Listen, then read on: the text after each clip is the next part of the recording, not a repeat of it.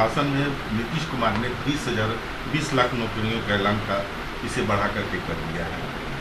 कर तो दिए हैं, लेकिन जिस दिन 10 लाख का अनाउंस तेजस्वी यादव ने किया था तो उस दिन तो नीतीश जी कह रहे थे कि 1.5 करोड़ कहता था। पैसा कहाँ से लावेगा? जेल से। आज तो उससे 10 लाख के 20 लाख हुआ, लेकिन अब पैसा कहाँ? अब तो कोई जेल में है नहीं कि जहाँ से पैसा लावेगा, समुंदर में से पैसा आवेगा।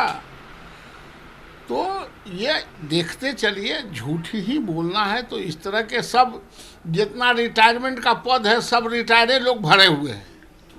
नए नौजवान इन लोगों को भाता नहीं है, सब रिटायर्ड लोगों को रखे हुए हैं। यही बहाने कुछ दे, लेकिन पैसा कहाँ से लाएंगे अभी तो वो बताएंगे ना। पहले तो कह रहे थे कि क्या जेल से लाओगे पैसा, अब कहाँ से लाते हैं ये देखते हैं, बिहार का भला हो जाए। भ्रष्टाचार वंशवाद की राजनीति भारत के लिए सबसे बड़ी चुनौती है। प्रधानमंत्री ने लाल किले की प्राचीर से यह बात कही। उन्होंने कहा कि वंशवाद की राजनीति केवल परिवार के कल्याण के लिए है, राष्ट्र के लिए नहीं। पीएम का भाई भतीजावाद के खिलाफ लड़ाई का आग्रह उन्होंने किया है।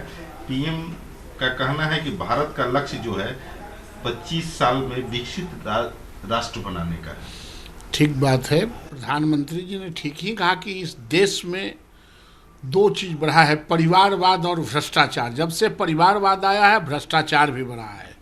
ये दोनों पर जब तक परिवारवाद पर और भ्रष्टाचार पर अंकुश नहीं लगाया जाएगा तो 25 साल में हम दुनिया के क्षितिज पर जो इस देश को, भारत को हम विश्व गुरु बनाना चाहते हैं या विकसित राज्य बनाना चाहते हैं, तब तक ये देश विकसित राज्य के श्रेणी में नहीं जाएगा जब तक कि ये भ्रष्टाचार और परिवारवाद पर बड़ी लड़ाई लड़के इसको समाप्त नहीं कर दिया जाए। सोनिया गांधी ने केंद्र पर स्वतंत्रता सेनानियों के बलिदान को कम करने का आरोप लगाया और कहा है कि गांधी, नेहरू, पटेल जो है ये लोग का महिमा मंडित नहीं किया गया। वहीं उन्होंने कहा कि आत्मजुनूनी सरकार पर सवाल उठाने की कोशिशों का विरोध करेंगे जो स्वतंत्रता सेनानियों के बलिदान को तुच्छ बनाने पर आमादा है। सोनिया जी को ये लगता है चूँकि हिंदुस्तान के इतिहास को बेहतर तरीके से, चूँकि देश के वो नागरिक बाद में बनी है, इसलिए उनको पता नहीं चलता है।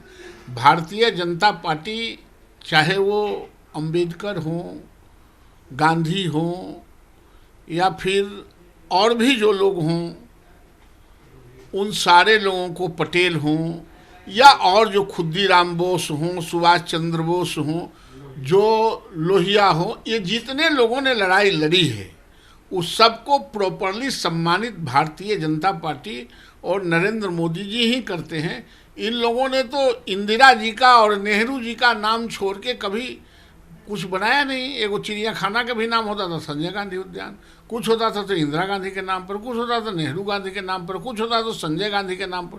कभी इन लोगों ने तो दूसरे के नाम का इस्तेमाल किया नहीं।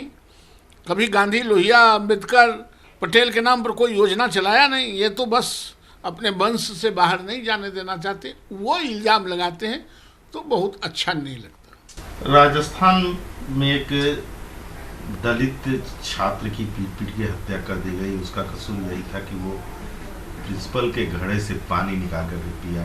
इसको लेकर के राजस्थान कांग्रेस के विधायक ने इस घटना को लेकर के इस्तीफा दिया और कहा है कि न्याय की गुहार लगा रहे हैं। कांग्रेस पार्टी की हुकूमत गई ही इसीलिए कि भेदभाव की राजनीति, क्योंकि वहाँ कांग्रेस पार्टी की सरकार है और इसी तरह के एटीट्यूड के कारण पूरे देश से कांग्रेस का सफाया हुआ है कि घड़ा से पानी ले लिया कोई दलित है तो आप उसको पीट पीट के मार देंगे और सरकार मूक दर्शक बन के देखती रहेगी। वैसे लोगों पर कार्रवाई करने में 1 मिनट भी अगर डिले होता है इसका मतलब कि सरकार की मंशा जाहिर होती है। इसको जितना भी कंडेम किया जाए ये कम होगा और उसको निश्चित रूप से जस्टिस मिलना चाहिए। ये 21वीं सदी है और 21वीं सदी में इस तरह की बातें नहीं चलेगी।